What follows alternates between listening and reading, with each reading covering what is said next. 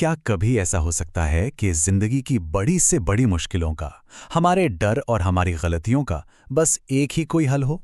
आज हम एक ऐसे ही बहुत पुराने संस्कृत भजन अघोर मूर्ति स्तोत्रम की गहराइयों में उतरेंगे। ये सिर्फ एक भजन नहीं है, बल्कि एक डिवाइन कॉन्वर्सेशन है। एक ऐसा संवाद जो इंसान की इन्हीं सबसे बड़ी मुश्किलों का जवाब देता है। तो चलिए कहानी की शुरुआत करते हैं। कल्पना कीजिए कैलाश पर्वत की बर्फीली चोटियों की। वहीं पर देवी ने भैरव से एक बहुत ही असाधारण संवाद शुरू किया। और ये कोई आम बातचीत नहीं थी, ये तो पूरी मानवता के लिए की गई एक प्रार्थना थी। और सबसे दिलचस्प बात क्या है, ये जो पूरी टीचिंग है, ये किसी डिवाइन कमांड से शुरू नहीं होती। नहीं, इसकी शुरुआत होती है एक सवाल से। एक ऐसा सवाल जो हम सबसे जुड़ा है, जो इंसान होने के नाते हमारे मन में उठता है। तो देवी पूछती हैं भैरव से कि सभी अपराधों का, हमारे बड़े बड़े डरों का और भयानक मुश्किलों का क्या कोई एक यूनिवर्सल सॉल्यूशन है?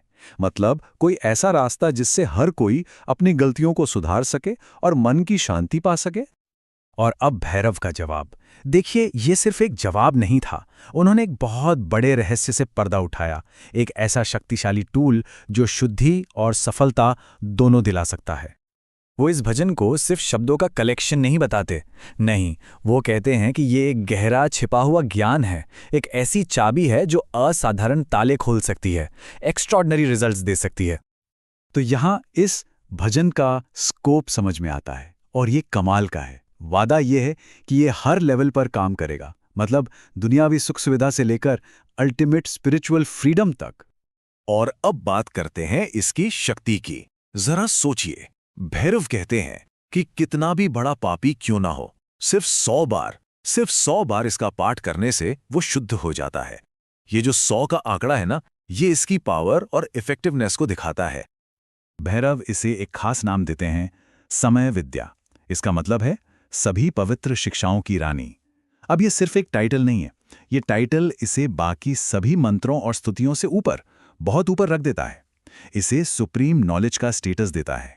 तो सवाल उठता है कि भाई इस भजन में आखिर ऐसा है क्या जो इसे इतना पावरफुल बनाता है?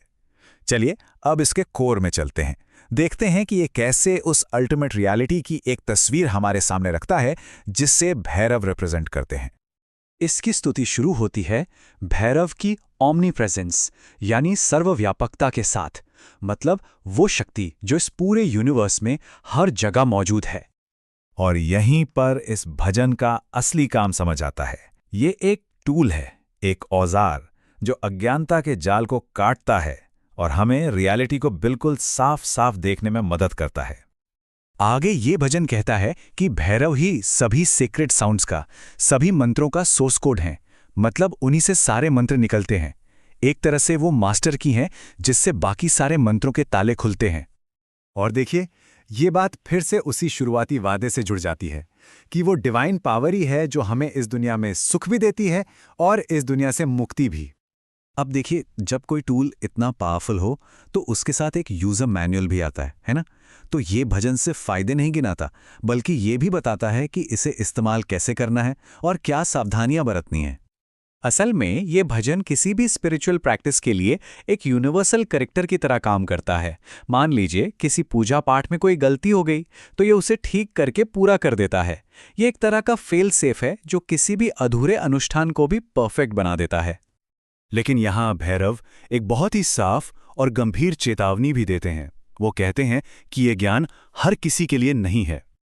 ये जो कंपैरिजन है, ये एक बहुत जरूरी बात बताता है कि इतनी पावरफुल टीचिंग के लिए एक सही पात्र, एक वर्दी वेसल का होना जरूरी है। इसे उन लोगों से बचाकर रखना चाहिए जो इसका गलत इस्तेमाल कर सकते हैं। इतना ही नहीं, इस भजन को एक अल्टीमेट शील्ड, एक परम सुरक्षा कवच भी कहा गया है। कहते हैं कि सिर्फ इसे याद करने भर से सारी रुकावटें, सारी नेगेटिव एनर्जीज और सारे डर सब भाग जाते हैं। और आखिर में भैरव अपनी बात को इस एक डिफिनिटिव स्टेटमेंट के साथ खत्म करते हैं। वो कहते हैं कि इससे ऊंचा कोई मंत्र नहीं, इससे ऊंची कोई स्तुति नहीं, और यही परम सत्य है। वो इस भजन को अल्टीमेट सुप्रीम अटरेंस का दर्जा देते हैं। तो आखिर में ये हमें एक बहुत ही दिलचस्प सवाल के साथ छोड़ जाता है। सोचिए, एक ही प्रार्थना जो सबके लिए एक यूनिवर्सल रेमेडी भी है और एक गार्डेड सीक्रेट भी। ये पावरफुल नॉलेज के नेचर के बारे में हमें क्या सिखाता है कि एक तरफ तो इसमें पूरी दुनिया का भला करने की ताकत है और दूसरी तरफ इसे संभालने के लिए पर्सनल रिस्पॉन्सिबिलिटी और शुद्धता की भी उतनी ही जरूरत है।